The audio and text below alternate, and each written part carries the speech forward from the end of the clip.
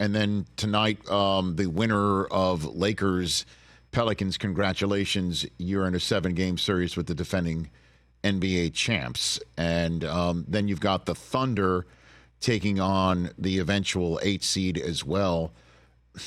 Obviously, you're not going to try and massage your way to the 1 seed, but would you counsel something like that, Howard? Or how dangerous are the Thunder here? You know, it's I love a lot of things about the play-in, Rich, and it's been absolutely a net positive, absolutely just a smash hit for the NBA. It has created these funny little side discussions like this, where there are even some hardcore Laker fans I've seen on social media suggesting very strongly that the Lakers should kind of take their way out of the 7-8 spot by losing the first play-in game, and then I guess just assuming they will win the next game to grab the 8th seed against either the Warriors or Kings. That's a dangerous game to play. I think that's something that only we in the media and fans would actually even consider, right? It's I don't think teams are thinking that way. Do teams sometimes mess around down the stretch of a season to arrange their seeding and to avoid certain matchups? Yes, we see that, almost every year. But this is different. This is, you make one mistake in the play-in or one bad turned ankle and you're done. Forget whether you'd rather face the Thunder or the Nuggets. You might just be, facing a beach instead. So I don't think that's advisable. And I don't think the Lakers themselves are seriously considering taking out of the 7th seed to get the 8th seed. Would you say it's also, then let's ask if this is fair, that the 4-5 matchup in the West are between two teams that can absolutely win the conference and win it all, potentially, whereas the 4-5 in the East is not in that category with the Cavs and the Orlando Magic. Is that fair, Howard? Oh, yes, that's absolutely fair. It's absolutely fair. We've gone right back to where the NBA has been for most of the last, 20, 25 years, which is that the West is stacked and the East is kind of meh outside of the top. So, and look, if the Knicks were fully healthy, they could make an argument.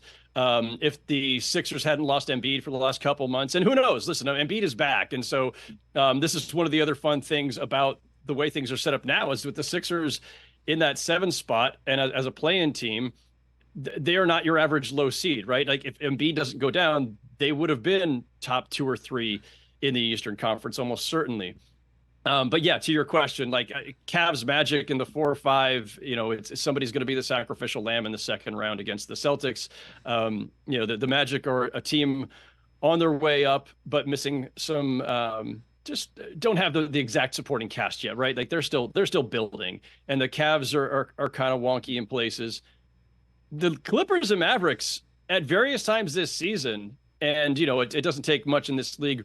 A few weeks after you see this, then you think, I'm not so sure. But both those teams at their best have looked like they absolutely can win the West and win it all. And they certainly have the requisite talent, but they've both given us reason at times to doubt them. So we'll see. But I will tell you, Rich, people around the NBA, when you ask about the Western Conference and who's the biggest threat to the Nuggets, the team that I've heard mentioned the most often in the last few weeks is the Mavericks. Why? Because Luka and Kyrie are scary as heck to opposing teams. And while this is not your prototypical super team, and they don't have necessarily an elite defense all the time, the ways in which Luka Doncic can orchestrate and get whatever shot he wants anytime he wants, and then if you are going to throw everything at him, the kitchen sink, Kyrie Irving can manufacture anything out of thin air at any time as well. And I think there were reasonable doubts. I had them myself about whether those two would play off each other well, whether they would figure out just the overall chemistry, because they're both so ball dominant. But Kyrie Irving, I think for the first time since he left LeBron all those years ago, has found a way to absolutely thrive and play at his best, and has conducted himself well off the court as well since arriving in Dallas, that he's become that ideal number 2. And I wasn't sure. I didn't know what a good number 2 for Luka could even be, given how ball dominant he is, given his usage rate. But they have found a really nice kind of arrangement there between these two. And then you've got, the Daniel Gaffords and the Derek Liveleys and the PJ Washingtons and guys who just, whether they defend or whether they are vertical threats, they just fit in nicely around them. So it's not a team that's stocked with talent, but Rich, nobody really in today's NBA is super stocked with talent. This is not, we're past the era of super teams. The Clippers have kind of a facade of one. The Suns have tried to do that, but Bradley Beal's not really in that category anymore. The Celtics are absolutely stacked in just terms of having really great talent 1 through 6, but it's not like the old Heat teams of LeBron, Dwayne Wade, Chris Bosh. It's not the Warriors of prime Steph, Clay, and Kevin Durant.